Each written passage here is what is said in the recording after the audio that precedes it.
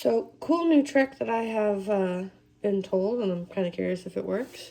Apparently, if you get a wet rag, dip it into ash,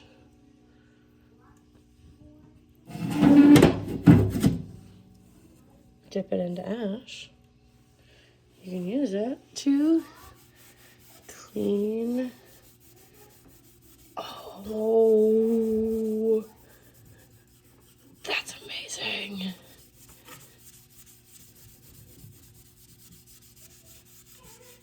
I didn't think it would melt away like that. That's kind of cool.